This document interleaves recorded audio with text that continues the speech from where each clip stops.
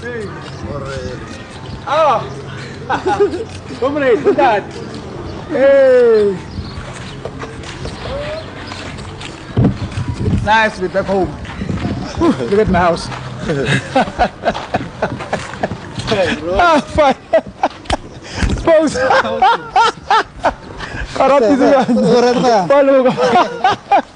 You look so unceremoniously, man.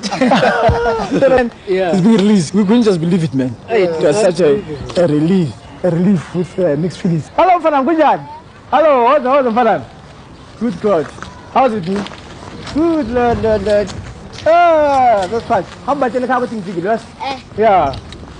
Yeah. That was it. Fine, who done that? All right, is it? No, fine, man. Fine.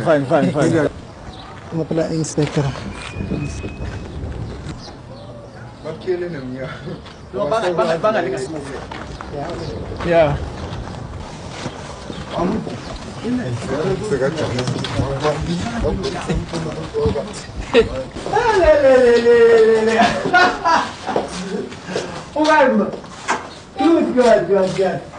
Oh, yeah. Ooh,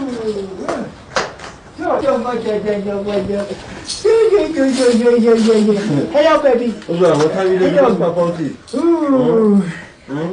Hold on. Thank you. Karat mo kaya nasa na asine mama. Good Lord. Bye, let's get. Yeah. Mandis. Mandisa. Baba man. Oh, this is my offspring. Hello, baby. Hey, man. Nanga. Yeah? What's wrong? Hey, bud. Hey, baby. Something land. Yo. Hi, yeah. She's surprised when I came out. Hey, who is this one?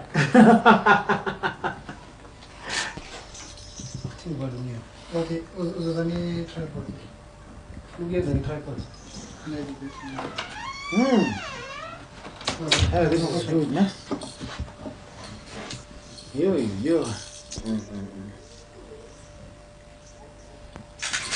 Mr. Gona, can you tell us why you were arrested in the first place? Perhaps I should say I don't know. Ostensibly, I was arrested because the government, the system, preemptively wanted to stop the commemoration of the 16th of June and that of the 26th of June, the Freedom Charter Day. And they thought I was among people who, as activists obviously, would organize those particular commemorations. And they thought they should take us out of circulation in order to maintain the status quo and to prevent the masses, democratic masses, from expressing their rights. And how were you treated in prison? We were treated very badly in prison. Let me start with elementary things like food, very inedible, conditions very bad, and the security corps virtually raped us as detainees by imposing themselves and coming to interrogate us about very nonsensical things. They had a very queer format to them of a questionnaire, whereby they asked you how your house was structured, how many rooms, where you sleep, where your bedroom is, and so on.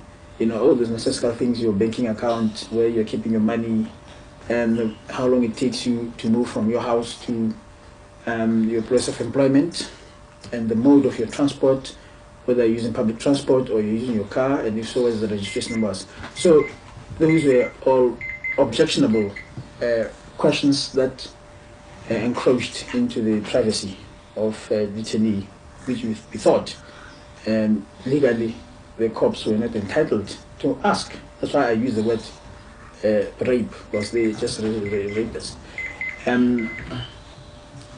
We as detainees wrote a letter, kind of a petition, to the head of security at Protea and asked him to come and explain to us why we were being asked those questions, and also why we were continued to be kept in detention. And we got a curt and brute answer that they don't have the time to come and address us on that matter. Neither do they see their way clear in coming to do so. We subsequently communicated to them that in the light of their failure to come and give us the reasons, we were not going to make ourselves willingly available for interrogation by them. To test us, they came to force some of the guys from the cells. They did a very unprecedented thing of bypassing the warders and coming right into our cells, and got the guys and pulled them out of the cells and so on.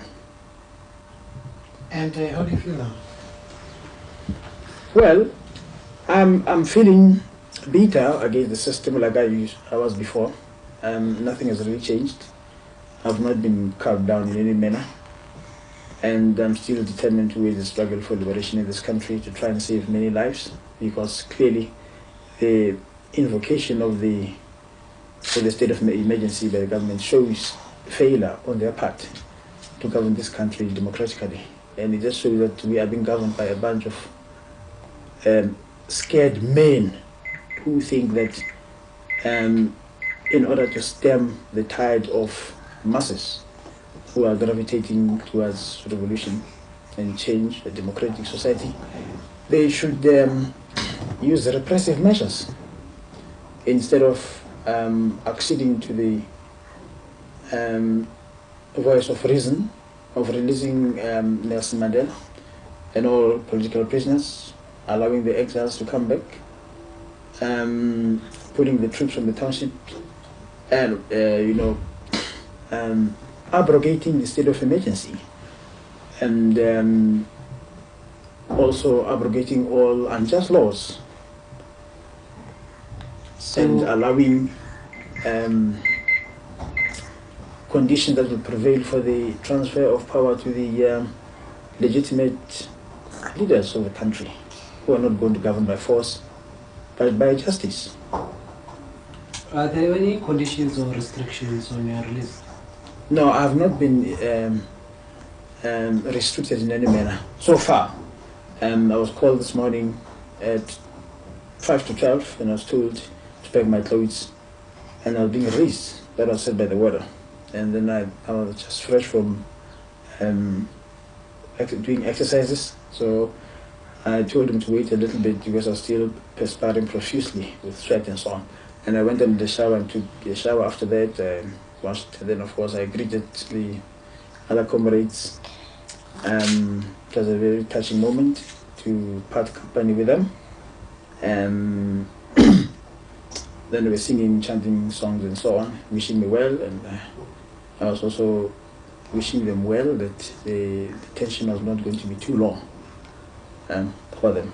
And I went to the gate, and of course I went to the reception and I collected my personal effects. And then I met security cops, 2 white security cops and 2 black security cops, who asked me if I wanted any transport. I said, okay, take me as far as Baragwanath Hospital. From there I'll catch a taxi. So I went to Baragwanath Hospital, they dropped me there, and then organized transport to come here. Fortunately I bumped into some of my friends. They entertained me, and then I was able to communicate to my wife at work, and here a lawyer that was out. And I believe there's been numerous threats, death threats and calls coming to the house.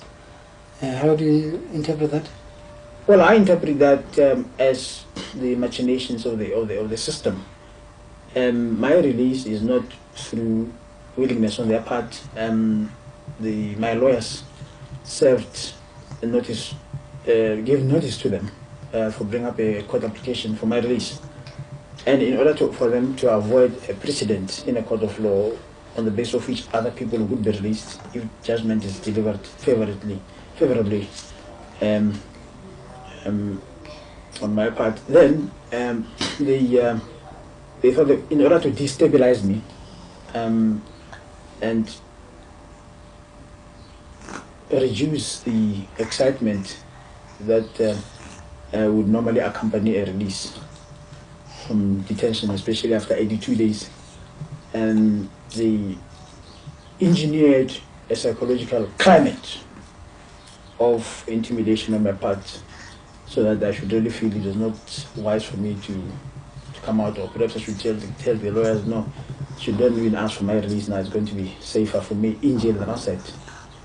So I think it is not, the threat does not generally come from the Azasam quarter, as it has been, as the letter, so-called letter reportedly says, but it is more of an engineering by the system, because it knows of the tensions that are existing between the BC guys and the progressive. So I believe they threatened that they are going to blow down the house tonight. Yes, that's what I gather. But I telephoned my wife and my mother-in-law and told them that I was not free and so on. And then an hour thereafter, my wife telephoned me and said, "Are you still there?" I said, "Yes." She says, "Man, when did you phone home?" I said, "I phoned home about an hour ago." She says, "Man, and my mother there says that body telephone, the black voice telephone, to say they're going to blow the house." And I say, "Oh, that'll be very good. Let them go ahead."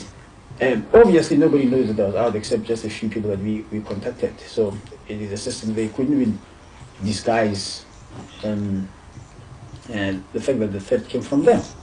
So unnatural that it should come an hour after my release. I mean, who knows that I'm released except just a few people.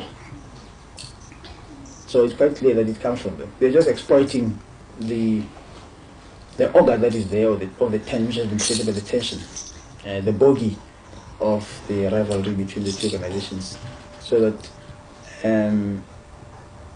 when they send their assassins or their saboteurs, whatever they want to send, it should appear that it has got nothing to do with the system, but it is again the syndrome of black on black violence type of thing. So what's your next move?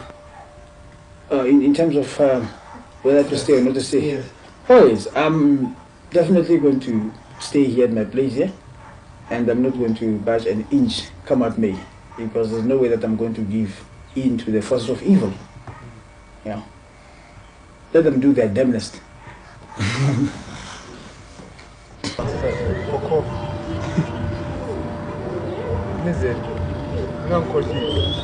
Start by. Let's start.